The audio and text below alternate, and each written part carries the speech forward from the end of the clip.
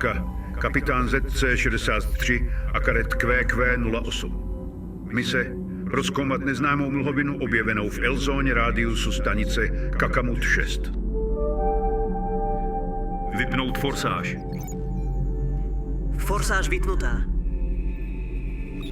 Atmosférická recyklace na 100%. Kvalita vzduchu optimálna. Regulace gravitace. Bez odchýliek. Synchronizace navigačního systému. Kurz bez zmeny. Chlazení reaktoru stabilní. Výkon v zelených hodnotách. Palivové články 98%, solárne panely aktívne. Vyrovnávání xentaridových hladin. Inerciálny antihmotový riadel deštraufritizovaný. Uvoľňujem kvantové dexadridy. Tak jo, příjemný let.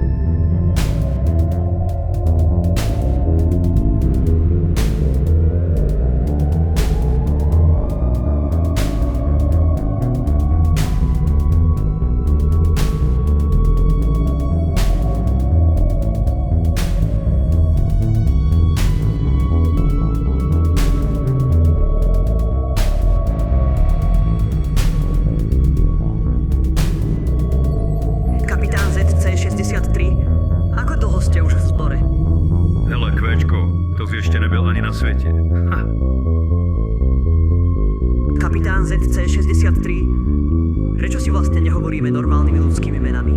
Nebolo by to osobnejšie? Ja sa volám... Hej, nezajímá mě to, kvéčko. Jsme v práci, ne na rande. Asi to má svůj důvod, proč máme kódy, ne? Pro mě seš navždy prostě jenom QQ-07 a nic víc. 08. Jo, sorry.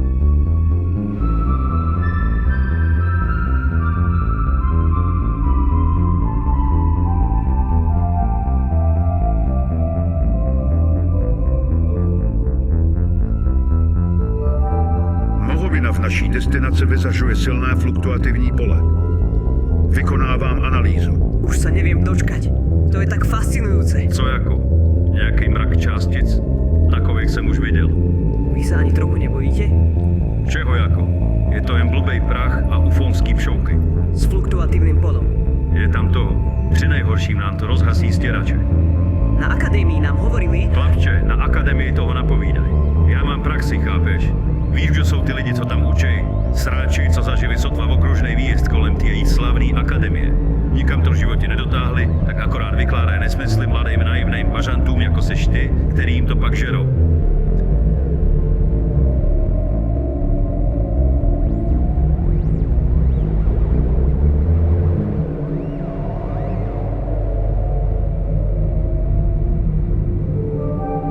Výsledky analýzy.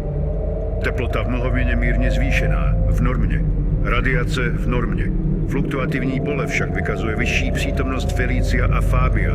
Pravděpodobně se jedná o mlhovinu typu Nebula introspecta. Systémové funkce lodi neohroženy. Životní funkce posádky neohroženy.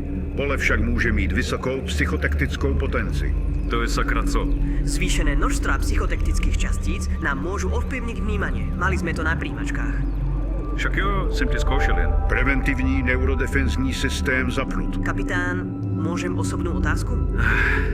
Umíš i jiný? Prečo ste nastúpili do zboru? Docela slušně platí.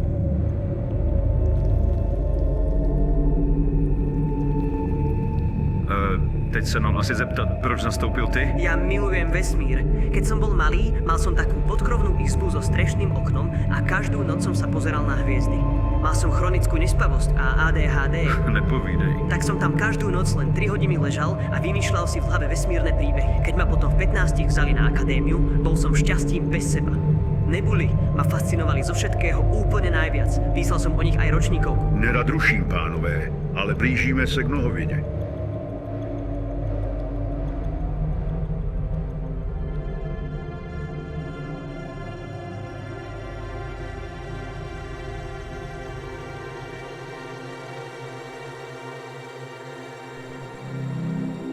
Hele, Kvéčko, nerad to říkám, ale měl zase pravdu.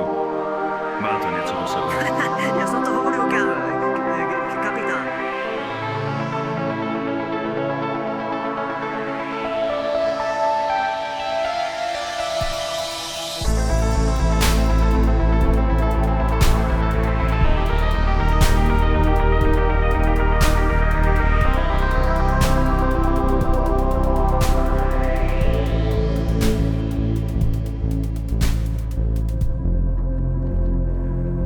Žeravé jádro močí.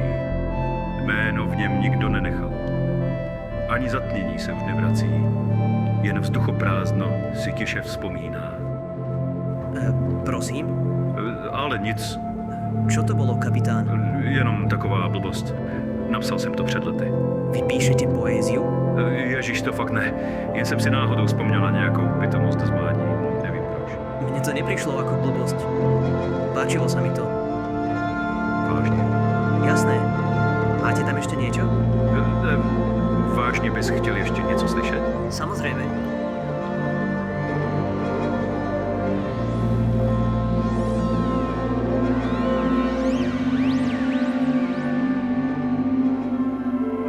Psychosken vykazuje labilitu. Neurodefenzní systém zesílen. Nikdy jsem nechtěl dělat tohle. Měl jsem sny, ale otec mi řekl, že musím mít v rukou řemeslo a donutil mě na jupiterskou důlní strojařinu. Xentaridová ruda ho připravila o nohy. Byl velký zvíře na komandatuře. Když zemřel, bylo mi jasně dáno najevo, že když nebudu pokračovat v jeho stopách, zradím celou rodinu. Preboha. To je vážne... vtipné. Cože?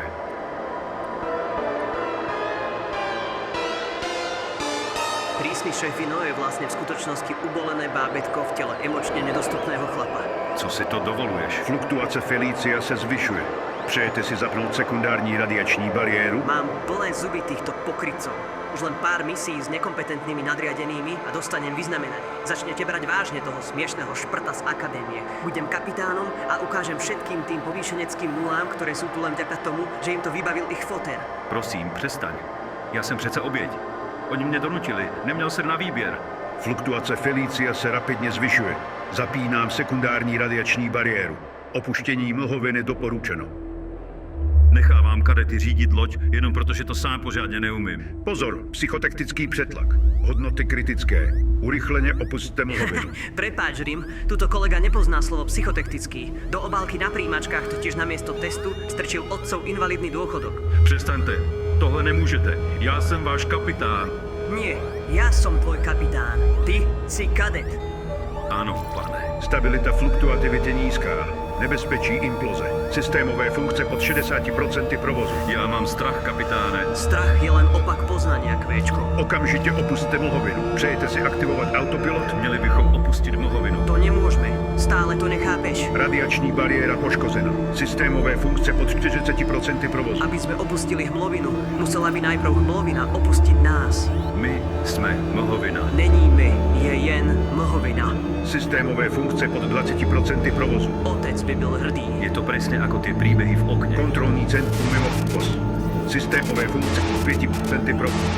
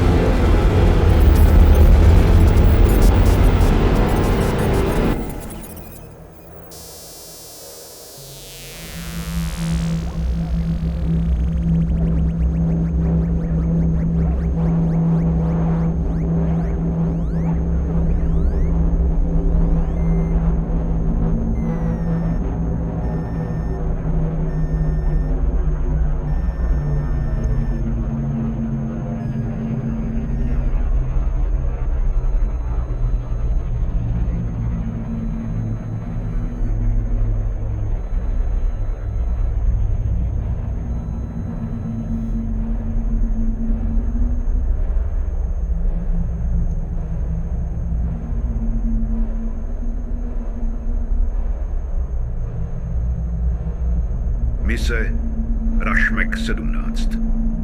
Stav ukončena. Neúspěšná.